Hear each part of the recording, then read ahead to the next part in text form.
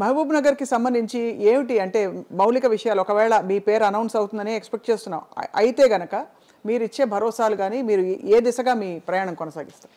ఇప్పుడు మామూలుగా తెలంగాణ 10 years నుంచి నరేంద్ర మోదీ గారు బీఆర్ఎస్ పార్టీ అధికారంలో ఉన్నప్పటికీ కూడా దాదాపు 10 లక్షల కోట్ల రూపాయలు అభివృద్ధి కోసం తెలంగాణలో ఖర్చు పెట్టారు. రైల్వే మార్గాలు కానీ, నేషనల్ హైవేస్ కానీ, అదేవిధంగా హాస్పిటల్స్ కానీ, ఇన్ఫ్రాస్ట్రక్చర్ కానీ పెద్ద ఎత్తున తెలంగాణకు సంబంధించి అనేక డెవలప్మెంట్ ప్రోగ్రామ్స్లో గ్రామాల డెవలప్మెంట్ కానీ, పట్టణాల అభివృద్ధి కానీ పెద్ద ఎత్తున కేంద్ర ప్రభుత్వ నిధులని రాష్ట్ర ప్రభుత్వానికి అందజేసిండ్రు. డెవలప్మెంట్లో పెద్ద ఎత్తున సహకరించిండ్రు. అదేవిధంగా ఇప్పుడు కూడా ఇక్కడ కాంగ్రెస్ పార్టీ అధికారంలోకి వచ్చింది. అధికారంలోకి వచ్చినప్పటికి కూడా ఇక్కడ కూడా కాంగ్రెస్ పార్టీ ఇమ్మీడియట్గా ముఖ్యమంత్రి వాళ్ళు పోయి ముఖ్యమంత్రి ఉప ముఖ్యమంత్రి ఇద్దరు ఢిల్లీకి వెళ్ళి కలిశారు ప్రధానమంత్రిని. వారు చాలా పాజిటివ్గా రిసీవ్ చేసుకున్నారు. తప్పకుండా తెలంగాణ డెవలప్మెంట్కి నేను పూర్తిగా సహకరిస్తానని చెప్పారు. ఆదిలాబాద్లో మీటింగ్ జరిగితే అక్కడికి ముఖ్యమంత్రి గారు వెళ్ళారు. అక్కడ డెవలప్మెంట్ ప్రోగ్రామ్స్ దాదాపు 56,000 కోట్ల రూపాయల డెవలప్మెంట్స్ నిన్న ప్రధానమంత్రి గారు కొన్ని శంకుస్థాపన చేశారు, కొన్ని ప్రారంభోత్సవాలు చేశారు. దానికి ఇక్కడ నుంచి మన రాష్ట్ర ముఖ్యమంత్రి కూడా వెళ్ళారు. స్వయంగా ఆయన కూడా మెచ్చుకున్నాడు. మోదీ గారి యొక్క సహకారం మాకు అవసరం, ఇక్కడ మేము పోట్లాడము, తప్పకుండా అన్ని రకాలుగా కేంద్ర సహకారం తీసుకొని డెవలప్మెంట్ చేసుకుంటామని చెప్పారు. అంటే ఇక్కడ తెలంగాణ ఇప్పుడు ఉన్న పరిస్థితి మనకు తెలుసు. తెలంగాణలో ఈరోజు పెద్ద ఎత్తున హామీలు ఇచ్చారు వీళ్ళు, కానీ వాటిని హామీలు నెరవేర్చడంలో ఉన్నటువంటి ఇబ్బందులు వాళ్ళకి ఇప్పటికే అవగతం అయిపోయినాయి. తెలంగాణ పూర్తి అప్పుల రాష్ట్రంగా ఉన్నది. ఎన్నికలకు ముందే చెప్పాం అప్పుల రాష్ట్రం అయిపోయింది, అప్పుల రాష్ట్రం అయిపోయిందని. భారతీయ జనతా పార్టీ అడ్డగోలుగైనటువంటి హామీలు ఇవ్వలేదు. ఈ పరిస్థితి తెలిసి ఎలాంటి హామీలు అడ్డగోలైనటువంటి హామీలు ఇవ్వలేదు. ఉన్న స్కీమ్లని కరెక్ట్గా కొనసాగిస్తాం, కొత్తగా ఏవి చేయగలమో వాటిని మాత్రమే ప్రకటించింది. రైతుల గురించి కానీ, మహిళల గురించి కానీ, విద్యార్థుల గురించి కానీ కొన్ని ప్రకటించింది. ఇట్లా అనవసరమైనటువంటి అడ్డగోలుగానటువంటి అబద్ధాల మాటలు చెప్పలేదు భారతీయ జనతా పార్టీ. ఇప్పుడు వీళ్ళు అప్పుడు కూడా చెప్పారు అప్పుల్లో ఉందని, అయినా వీళ్ళు అనేకమైనటువంటి హామీలు ప్రజలకు ఇచ్చారు. ఇవాళ ఆ హామీలన్నీ నెరవేర్చాలంటే సాధ్యమయ్యేటటువంటి పని కాదని అర్థమవుతుంది స్పష్టంగా అందరికీ. సో ఈరోజు వాటిని ఏ విధంగా కట్ షార్ట్ చేయాలి, ఏ విధంగా వాటిని చేయాలి, ఏ గైడ్లైన్స్లో తగ్గించగలమనేటటువంటి ప్రయత్నం ఈరోజు ఆన్ పేపర్ ఏమో రోజు వస్తున్నాయి స్కీమ్లు, కానీ కింద గ్రౌండింగ్ కావటం లేదు. సో భారతీయ జనతా పార్టీ కేంద్ర ప్రభుత్వం సహకారం లేకుండా ఈ రాష్ట్రంలో అభివృద్ధి అనేది సాధ్యమే కాదు. సో ఈ ఎన్నికల్లో తప్పకుండా నరేంద్ర మోదీ రావాలని దేశ ప్రజలందరూ కోరుకుంటున్నట్టుగానే ఇక్కడ తెలంగాణ ప్రజలు కూడా మోదీ గారు రావాలి, ఈ ఓటు మోదీ గారికే, ఈ పెద్ద ఓటు మోదీ గారికే, మొన్న వేసిన ఓటు వేసేసాం కాంగ్రెస్కి, ఇది మటుకు నరేంద్ర మోదీకి అనేటటువంటిది చాలా స్పష్టమైనటువంటి ఒక క్లారిటీతో ప్రజలు ఉన్నారు ఇవాళ. సో తప్పకుండా తెలంగాణ డెవలప్మెంట్ కావాలంటే తప్పకుండా మోదీ గారి పూర్తిగా సహకారం అవసరమే. మా జిల్లాలో అభివృద్ధికి రైల్వే మార్గాలు కావచ్చు, చాలా చోట్ల రోడ్లు స్టేట్ హైవేస్ నేషనల్ హైవేస్ చేయడం కావచ్చు, అదేవిధంగా ఇన్ఫ్రాస్ట్రక్చరే కావచ్చు, అక్కడ జిల్లాకు సంబంధించినటువంటి రెసిడెన్షియల్ స్కూల్స్ అవసరమైనటివే కావచ్చు. సో జిల్లా వ్యాప్తంగా ప్రజలతో వాళ్ళ యొక్క సలహాలతో జిల్లాకు అవసరమైనటువంటి కేంద్ర ప్రభుత్వం నుంచి మనకి ఏ రకమైనటువంటి స్కీమ్స్ తీసుకురావడం వల్ల మన ప్రాంతానికి అభివృద్ధి జరుగుతుంది అనేటటువంటి ప్రజలతో, అక్కడ ఉన్నటువంటి ఇంటలెక్చువల్స్తోన, అక్కడ ఉన్నటువంటి ప్రజలతోన, వాళ్ళందరితో కూడా సలహాలు తీసుకుంటాం. తప్పకుండా ఆ రకంగానే వాటికి ఆ జిల్లా యొక్క అభివృద్ధి కోసం పూర్తి స్థాయిలో కృషి చేస్తాం. ఆ యొక్క అభివృద్ధి గురించి అక్కడ నుంచి రేపు నేను అభ్యర్థిగా ప్రకటించబడిన తర్వాత వాటి గురించి మాట్లాడడం జరుగుతుంది. రైట్. అరుణ గారు, కామన్ సివిల్ కోడ్ అని కొంతకాలంగా చర్చ వస్తుంది. అసలు ఏంటి కామన్ సివిల్ కోడ్, ఎలా అది మేనిఫెస్ట్ అవ్వబోతుంది ఒకవేళ మళ్ళీ అబ్కే బార్ ఫిర్సే మోదీ సర్కార్ అది వస్తుంది, కానీ ఇంకా దాని గురించి ఏందనేది కేంద్రం నిర్ణయం తీసుకోవాలి. అంటే దాని విధి విధానాలు ఎలా ఉంటాయని చెప్పేసి, ఒక సెక్యులర్ దేశంలో గణనీయంగా ఇతర అంటే అందరికీ ఒకటే, ఇప్పుడు అందరికీ ఒకటే రకమైనటువంటి కామన్ సివిల్ కోడ్ అంటే ఏంటి, ఒక్కొక్కరికి ఒక రకమైనటువంటి చట్టం ఉండకూడదు, అందరికీ ఒకే రకమైన చట్టం ఉండదు. దాంట్లో ఎలాంటి తప్పు ఉందని నేను అనుకోను. అది మెజారిటీ వ్యక్తులకి వర్తించేది అందరికీ వర్తింపజేయాలంటారు. ఎవరి చట్టం వాళ్ళకు ఉండడానికి లేదు. రాజ్యాంగ ఒక దేశంలో ఒకే చట్టం ఉంటుందని ఇప్పుడు ప్రపంచంలో ఎన్నో దేశాలు మనం చూస్తున్నాం. దేశాల్లో ఒకే చట్టం ఉంది. మన దేశంలో అటువంటి రకంగా ఒకటే చట్టం ఉండాలనేది. భారతీయులందరూ ఒకరే, భారతీయులంతా ఒకటే, ఆ రకంగా అందరికీ ఒకే రకమైనటువంటి చట్టం ఉండాలనేటటువంటి ఆలోచన చేస్తూ ఉంది. అది ఎంత ఎప్పుడు వస్తుంది ఏంటనేది ఇంకా మనం ఇంత పెద్ద మోదీ గారు, ఇంత పెద్ద అమిత్ షా గారు, ఇంత పెద్ద వ్యక్తులు ఉండి, అరుణ్ గారు లాంటి వ్యక్తులు ఉండే భారతీయ జనతా పార్టీకి జనసేన పార్టీ ఏ విధంగా ఉపయోగపడుతుంది మీకు? తెలంగాణలో మొన్న ఎన్నికల్లో కూడా వాళ్ళు ప్రచారం చేశారు మీకోసం, అది ఫలించలేదు, అది వేరే సంగతి. కానీ ఏ విధంగా వాళ్ళు ఉపయోగపడుతున్నారు? భావ సారూప్యత ఉందా? అసలు వాళ్ళకు ఒక భావం ఉందా? లాజిక్ ఉందా? అంటే వారు కూడా దేశంలో నరేంద్ర మోదీ గారు ప్రధానమంత్రిగా ఉండాలని, నరేంద్ర మోదీ గారితో కలిసి నడవాలనేటటువంటి ఆలోచనతోన సపోర్ట్ చేస్తున్నారు, మోదీ గారి నాయకత్వాన్ని సపోర్ట్ చేస్తున్నారు. ఇప్పుడున్న ఈక్వేషన్స్ ఆంధ్రప్రదేశ్లో ఏ విధంగా ప్రభావం చూపబోతున్నాయి అరుణ్ గారు? మీరు ఏమైనా కామెంట్ చేస్తారా జాతీయ నాయకురాలిగా?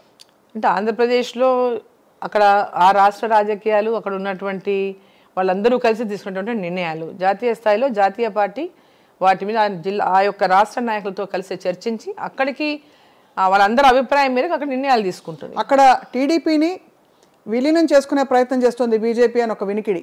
మాకు ఇప్పటిదాకా అలాంటి సమాచారం ఏం లేదు. అది ఏదైనా ఉంటే ఢిల్లీలో ఆ రాష్ట్రంలో ఉన్నటువంటి ముఖ్య నేతలు వాళ్ళు అందరు కలిసి కూర్చొని మాట్లాడుకొని అది ఏది అందరికీ అంటే అనుకూలమో, అందరూ అభిప్రాయం ఏకాభిప్రాయం లాగా తీసుకొని దాని మీద ముందుకెళ్తారని అనుకుంటా. అరుణ్ గారు, 33% మహిళల రిజర్వేషన్ ఏ విధంగా దేశ పురోగతికి, సమాజ పురోగతికి తోడ్పడుతుంది, సహాయపడుతుందని మీరు అనుకుంటున్నారు? తప్పకుండా. ఇప్పుడు ఒక విమెన్, మీరు ఒక విమెన్, నేను ఒక విమెన్.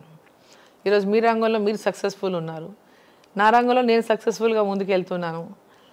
సో ఇట్లా ఎన్నో ఒడిదుడుకులను ఎదుర్కొని మనం ఈ స్థాయికి వచ్చినాం పొలిటికల్గా కానీ, మీరు మీ లైన్లో మీ ఫీల్డ్లో కానీ. సో మహిళలకు ఈరోజు చట్టసభల్లో రిజర్వేషన్ అంటే ఇప్పుడు మనం స్థానిక సంస్థల్లో రిజర్వేషన్ ఉంది, మహిళలకి 50% రిజర్వేషన్ ఉంది. స్థానిక సంస్థల్లో మహిళలు సర్పంచ్లు అవుతున్నారు, ఎంపీటీసీలు అవుతున్నారు, జెడ్పీటీసీలు అవుతున్నారు, కౌన్సిలర్లు అవుతున్నారు, ఎంపీపీలు అవుతున్నారు, జిల్లా పరిషత్ చైర్మన్లు అవుతున్నారు, మున్సిపల్ చైర్మన్లు అవుతున్నారు. 50% అయితే ఇప్పుడు దాంట్లో కొంతమంది బయటకు వస్తున్నారు. 50% రిజర్వేషన్లో కూడా కొంతమంది సక్సెస్ఫుల్గా బయటకు వస్తున్నారు. సో వచ్చిన తర్వాత వాళ్ళకి అక్కడికి అది స్టాప్ అయిపోతా ఉంది. వాళ్ళు ఇంకా ముందుకెళ్ళాలంటే ఒక ఆసక్తి, ఇంకేదైనా ఇంట్రెస్ట్ అనేటటువంటిది రావడానికి చాలా కష్టం. మహిళలు అంటే ఇంకా సక్సెస్ఫుల్గా ముందుకెళ్ళాలంటే చాలా రకమైనటువంటి అడ్డంకులు మహిళలకి. మనకి బేసిక్గా మీరు చేసే అభివృద్ధికి పైన ఒక హిందూ ధర్మం అనే ఒక దుప్పటి కప్పడం వల్ల మీరు చేసే పనులన్నీ పక్కకి వెళ్ళిపోయి ధార్మిక అంశాలపై దృష్టి పెడుతున్నట్టు ప్రొజెక్ట్ అవుతోంది జనానికి. సో దీన్ని ఇప్పుడు స్వేచ్ఛ, స్వాతంత్రం, మహిళా దినోత్సవాలు ఇవి జరుపుతున్న తరుణంలో దీన్ని ఏమైనా మార్చే ఒక విద్య, ఒక ఇంకా కెరియర్ పరంగా ఆర్థిక స్వావలంబన తీసుకురావడం, మహిళలకి మరింత స్వాతంత్రం ఇవ్వడం. మన సాంప్రదాయము, మన ధర్మం వేరు. మన సాంప్రదాయాన్ని పాటించడం, మన ధర్మాన్ని పాటించడం అనేది వేరు. అది పాటించడం వల్ల దీన్ని ఇదేం చేసి అంటే 2 డిఫరెంట్ ఇష్యూస్. అవును, మన ధర్మము, మన సాంప్రదాయం, మన భారతదేశం యొక్క సంస్కారాన్ని మనం అందరము దాన్ని ఎక్కడ కూడా పోనించుకోకూడదు. మన భారతదేశానికి ఉన్నటువంటి ఒక గౌరవమే అది కదా ఇవాళ. అవును. సో దాన్ని మనం కాపాడుకుంటూ, మన సంస్కారాన్ని, మన ధర్మాన్ని, మన సంస్కృతిని కాపాడుకుంటూ ముందుకెళ్ళాలనేది ఒకటి. డెవలప్మెంట్ ఆఫ్ దిస్ నేషన్ అనేది ఒకటి. మహిళలు ఇవాళ ఎన్ని రంగాల్లో ఉన్నారు చెప్పండి. ఇవాళ ఇప్పుడు కేంద్రంలో నరేంద్ర మోదీ గారి యొక్క ప్రభుత్వంలో 11 మంది మహిళలు ఉన్నారు. ఈ దేశం యొక్క ఆర్థిక శాఖ మంత్రి గారు ఒక మహిళ. అంటే వారికి ఎంత నమ్మకం ఉంటే ఒక ఆర్థిక శాఖకు ఇవాళ ఒక మహిళను నరేంద్ర మోదీ గారు నియమించారు ఒకసారి మనం ఆలోచించాలి. అంటే మహిళ ఆ కేపబిలిటీ ఉందనేది దాంట్లో నిరూపిస్తూ ఉంది. మహిళకు ఆ కేపబిలిటీ ఉన్నది. సో ఈరోజు మహిళలు పెద్ద ఎత్తున చట్టసభల్లో కూడా ఉండాలనేటటువంటి ఆలోచన ఎన్నో ఏళ్లుగా మనం ఎదురు చూస్తూ ఉన్నాం. మహిళలు చట్టసభల్లోకి రావాలి అనేది. వెదర్ ఇట్ ఈజ్ ఏ విషయమైనా మహిళలకు సంబంధించింది డిస్కషన్ చేయడానికైనా ఈరోజు మనము గతంతో అంటే మనం వెనక్కి వెళ్ళడానికంటే వెనక కూడా డిఫరెంట్ ఇది ఉంది అనుకోండి. ఇప్పుడు అంటే ఆధునికమైనటువంటి ప్రపంచంలో అడుగుపెట్టాం. ఆధునికమైనటువంటి ప్రపంచంలో అడుగుపెట్టినా అది అంటే భూమి అనేది తన చుట్టూ తను తిరుగుతూ ఉన్నట్టు ఈ సైకిల్ అనమాట. ఇది ఫ్యాషన్స్ అనేవి మనం చూస్తుంటాము. ఫ్యాషన్ అనేది ఒకప్పుడు ఎప్పుడో మేము చిన్నప్పుడు చూసిన ఫ్యాషన్ మళ్ళీ ఈరోజు ఫ్యాషన్ మధ్యలో ఎప్పటికప్పుడు మారుతూ ఉంటుంది ఫ్యాషన్ అనేది. అట్లనే మనకి ఇవాళ మన యొక్క సంస్కృతిని కాపాడుకుంటూ, మన సంస్కృతి, సంస్కారము, మన ధర్మము అవన్నీ నిలబెట్టుకుంటూ ముందుకెళ్తుండాలి. మహిళలు ఈరోజు మహిళా సమస్యల పైన కానీ కింద ఇష్యూస్ పైన కానీ వాళ్ళని బ్రహ్మాండంగా క్షేత్రస్థాయిలో టైం ఇచ్చి కమిట్మెంట్తో పనిచేసేటటువంటి ఒక కెపాసిటీ ఉన్నటువంటి మహిళలు ఈరోజు రాజకీయాల్లోకి రావాలంటే ఆ చట్టసభల్లో మన రిజర్వేషన్లు ఉంటే తప్ప రాలేరు మహిళలు. ఈరోజు 33% అసెంబ్లీలో వస్తారు నెక్స్ట్ ఎలక్షన్స్లోకి, అండ్ పార్లమెంటులో 33% వస్తారు. అంటే 2029లో మహిళలకు ఒక మంచి రోజులు రాబోతున్నాయి మనకు ఆఫ్టర్ 29 ఎలక్షన్స్లో. సో ఇప్పటికీ ఎక్కడైనా అవకాశాలు వచ్చిన చోట మహిళలకు వస్తున్నాయి. బట్ అక్కడ కొన్నిసార్లు ఎదుట నుంచి పెద్ద ఎత్తున అంటే అందరినీ ఎదుర్కోవటం అనేది ఒక మహిళ కొన్నిసార్లు ఎదుర్కోవటం అనేది కూడా సామాన్యమైన విషయం కాదు. ఈరోజు ఫైనాన్షియలే కావచ్చు, ఇంకో రకంగా కావచ్చు, రకరకాలుగా కూడా ఈరోజు మహిళల్లో ఎంత పెద్ద ఎత్తున చైతన్యం ఉన్నా, వాళ్ళకి ఎంత ఎత్తున సర్వీస్ చేయాలని ఉన్నా, ఎంత పెద్ద ఎత్తున రాజకీయాల్లో ఒక ఇది ఉన్నప్పటికీ కూడా సమర్థత ఉన్నా సమ్ టైమ్స్ ఇవన్నీ కూడా వెనక్కి నెట్టేస్తున్నాయి చాలా మందిని. సో అటువంటి వాళ్లకు ఎన్ని అవకాశాలు వచ్చినప్పటికీ కూడా ఎక్కడో చోట బ్రేక్ పడి వాళ్ళు ముందుకు రాలేకపోయి నిలిచిపోయేటువంటి పరిస్థితి వచ్చింది. సో రేపు ఈ రిజర్వేషన్స్, మహిళా రిజర్వేషన్స్ చట్టసభల్లో రావటం వల్ల అసెంబ్లీలో కానీ పార్లమెంట్లో కానీ పెద్ద ఎత్తున సమర్థవంతమైనటువంటి మహిళలకు చట్టసభలు అడుగుపెట్టేటటువంటి అవకాశం లభిస్తుంది. మీరు రాజకీయాల్లో ఉన్న ఒక సక్సెస్ఫుల్ మహిళగా అరుణ గారు, మీరు ఒత్తిళ్లు బాగా ఫేస్ చేసి ఉంటారు. మీరు యాక్చువల్గా ఇప్పుడు నేనేమి ఎక్సెప్షన్ కాదు, నోబడీ ఈజ్ ఎక్సెప్షన్. మీరు పొలిటికల్ ఫ్యామిలీ అయినప్పటికీ కూడా తొక్కేస్తారా? 100%, దాంట్లో ఏం డౌట్ లేదు. ఇప్పుడు ఎవరిని ఎక్కడ ఎలా ఏ విధంగా ఇప్పుడు ఎట్లుంటది, మహిళ అనగానే మనకు కొన్ని రిస్ట్రిక్షన్స్ ఉంటాయి. మనం అన్ని టైంలలో అన్ని చోట్లకి వెళ్ళలేము, మనకు కొన్ని లిమిట్స్ ఉంటాయి. సో మన దీంట్లో మనం ఉండే పని చేసి సర్వీస్ చేసుకుంటూ ఉంటాం. అంటే మెన్కు ఉన్నటువంటి అడ్వాంటేజ్ అంటే వాళ్ళు ఏ టైంలో ఎక్కడికైనా వెళ్ళగలరు, ఎవరితోనే మాట్లాడగలరు, దూసుకొని పోగలరు, ఏ విధంగానైనా ముందుకు వెళ్ళిపోగలరు. మనం నలుగురు ఉన్నారంటే కొంచెం ఆగిపోతాం, పిలిస్తేనే వెళ్ళాలనే గౌరవం అంటే కొంచెం మనకు ఒక రకమైనటువంటి కొంచెం ఉంటుంది, మహిళలకు ఒక తెరలాగా ఉంటుందన్నమాట. సో అది మనకు కొంచెం మన ఆత్మగౌరవమే కావచ్చు, మన యొక్క సెల్ఫ్ రెస్పెక్ట్, రకరకాలుగా దీంతో కొంచెం మనం వాళ్ళంత స్పీడ్గా ముందుకు వెళ్ళలేమేమో.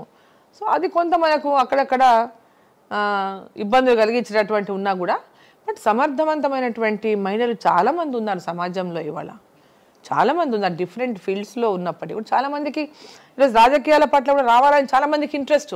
బట్ ఎలా రావాలి, మేము ఎలా పోవాలి, ఎట్లా చేయాలి, ఏమి చేయాలి అనేటటువంటిది కూడా చాలామందికి, అది ఎలా అప్రోచ్ అవ్వాలా, ఎలా ఇక్కడికి వచ్చి మేము ఎలా చేయాలనేటటువంటిది కూడా చాలామందికి ఏదో ఒక అంటే డౌట్. నేను ఇక్కడికి వచ్చి నాకు పని చేయాలని, నాకు రాజకీయాలకు రావాలని ఉంది, ఎట్లా, how, whom to approach, where to go, whom to go అనేది ఇవన్నీ ఉంటాయి అన్నమాట.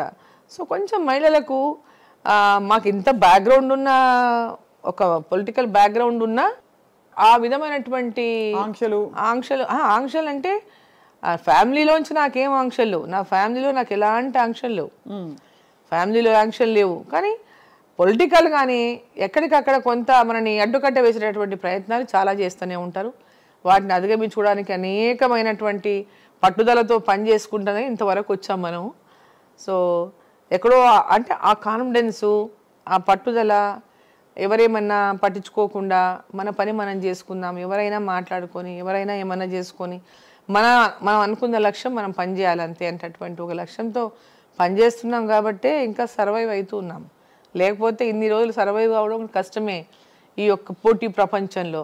మీరు చెప్పుకునే సమాధానం ఏంటంటే, కష్టం వచ్చి ఇలా ఇబ్బంది పెట్టారు ఎవరైనా తెలిసినప్పుడు పర్లేదే దేవుడు చూసుకుంటారు అనుకుంటారా, లేకపోతే లేదు ధర్మం వర్ధిల్లుతుందంటారా, ఏమంటారు? నేను సరేలే, ఎప్పటికైనా అనుకుంటాను న్యాయంగా ఉంటే నాకు సరైన జరుగుతుందిలే, అన్యాయం చేసి వాళ్ళకి ఎక్కడో చోట వాళ్ళకే దేవుడు చూసుకుంటాలే అనుకుంటాను.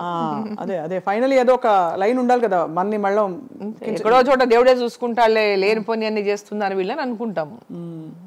సో అరుణ గారు, మీ చాలా ఆసక్తికరమైన మీ జీవితంలో ఇప్పుడు ఎన్నికల ప్రచారానికి కూడా బహుశా మీరు బయలుదేరుతారు. అఫ్ కోర్స్ మీరు బరిలో పోటీలో ఉంటే అది మరింత ఉధృతంగా ఉంటుంది మీ ప్రచారం. కాకపోయినా మీ జిల్లా డెఫినెట్గా మీరు రాజకీయాల్లో ఇన్వాల్వ్డ్ కాబట్టి, మీరు ప్రచారంలోనే ఉంటారు కాబట్టి, మీ డే ప్లానింగ్ ఎలా ఉంటుందండి మామూలుగా? డే టు డే మనం ప్లానింగ్, ఎవరు బయట ప్రచారానికి వెళ్ళాలన్నా, బయటికి వెళ్ళాలన్నా, ఎక్కడికి వెళ్ళాలన్నా, ఎవరు మహిళల ప్రతి ఒక్కరు, ఆడ కానీ మగ కానీ ఎవరైనా నెక్స్ట్ డే బయటికి వెళ్ళాలంటే మార్నింగ్ దానికి ప్లానింగ్ ఉంటుంది కదా. ప్లానింగ్ లేకుండా ఉండదు, డెఫినెట్గా ప్లాన్ చేసుకుంటాం. అరుణ గారి చీరలు ఎప్పటికి కూడా చర్చనీయాంశం. దాని వెనక రహస్యం ఏమీ లేదు. అందరికీ చాలామందికి ఏంటంటే అంటే చూసే వాళ్ళకి అట్లా అనిపిస్తుంది అంతే. ఎవరంతా వాళ్ళకి వేరే వాళ్ళకి చూసింది మంచిగా అనిపిస్తుంది, మనకంటే అది బాగుంది అనిపిస్తుంది. కానీ మీరు ప్రత్యేక శ్రద్ధ తీసుకుంటారు. మీరు అంటే ఖచ్చితంగా మీ చీరల సెలెక్షన్ గురించి ప్రత్యేక శ్రద్ధ అనే చాయిస్ అంతే. ఎవరి చాయిస్ ఒకరొకరి చాయిస్ ఒకలాగా ఉంటుంది. ఆ చాయిస్ని బట్టి ఎలా అనుకుంటారు అంతే. మొత్తానికి అంటే ఒక కంప్లీట్ రాజకీయ ప్రయాణంతో పాటు మీరు అన్ని జీవితం అంతా చూశారు కాబట్టి అరుణ గారు, ఈ మహిళా దినోత్సవం సందర్భంగా మీ మంచి మాటలతో మహిళలకి సందేశం ఇవ్వాల్సిందిగా కోరుతున్నాం. అదే చెప్తున్నాను, మహిళలు ఎవ్వరు కూడా ఎక్కడ కూడా ఏమంటే డిసప్పాయింట్ అవ్వద్దు. సరే అనిపిస్తుందేమో ఒక క్షణాని కోసం, ఆ డిసప్పాయింట్మెంట్ని అంటే డిసప్పాయింట్మెంట్ అయిపోయి మనము ఇంక ఇది వదిలేద్దాం అనేటటువంటిది ఇది ఉండొద్దు. మనం కరెక్ట్గా ఒక కమిట్మెంట్తో, డెడికేషన్తో, ఒక ఆత్మవిశ్వాసంతో, ఆత్మస్థైర్యంతో, దీంతో కనుక మనం పోరాటం చేసి మనం అనుకున్నది తప్పకుండా సాధించాలి. మనం అనుకున్న లక్ష్యాన్ని చేరుకునే వరకు మనం ఆ లక్ష్యాన్ని మధ్యలో వదిలేయద్దు. ఆ లక్ష్యం చేరుకునే వరకు మనం దాన్ని సాధించే వరకు పట్టుదలగా ముందుకు వెళ్ళాలి. ఎన్నో చాలా వస్తాయి అడ్డదారులలో, ముళ్ళ బాటలు వస్తాయి, రాళ్ల బాటలు వస్తాయి, ఎన్నో బాటలు వస్తాయి. వాటన్నిటిని కూడా ఎదురుకుంటూ పోయినప్పుడే మనం అనుకున్న లక్ష్యాన్ని సాధించగలుగుతాము. సరే కొన్నిసార్లు డిసప్పాయింట్మెంట్స్ కూడా కావచ్చు, కానీ దాంతో మనం ఎక్కడ కూడా మన యొక్క కాన్ఫిడెన్స్ను కోల్పోవద్దు. అంతే. When we are right, when we are committed, when we are dedicated, మనం ఎక్కడ కూడా డిసప్పాయింట్ అవ్వాల్సినటువంటి అవసరం లేదు. సో అరుణ గారు, మొత్తానికి చాలా రసవత్తరంగా ఉండబోతోంది ఈసారి పోరు, ఎన్నికల పార్లమెంట్ ఎలక్షన్స్ మన తెలంగాణలో. బహుశా అరుణ గారు మళ్ళీ మంత్రి స్థానంలోకి వచ్చి కేంద్ర మంత్రిగా వారిని చూడబోతున్నామా? ఇట్స్ అప్ టు పార్టీ, నా చేతుల్లో ఉండదు అది కదా. అంతే అంటారు. రైట్, మీకు బెస్ట్ విషెస్ మ్యామ్. అండ్ మీ నియోజకవర్గానికి అంటే మీ పార్లమెంట్ స్థానంలో మీరు ప్రచారం చేస్తున్నప్పుడు ఖచ్చితంగా మేము వస్తాం, మీతో పాటు ఫాలో అవుతాం. Thank you. అండ్ ప్రజల స్పందన కూడా మరొకసారి ఏమంటారు, అప్పుడు పాట మేము వేసాం మీకోసం, జయజమ్మ మాయమ్మ అని. గద్వాల కోట ఏ విధంగా ఉందో మీకోసం ఎదురు చూస్తుంది, వెయిట్ చేస్తాం, మేము కూడా చూస్తాం. మీకు all the very best ma'am. Thank you Swapna. Thank you.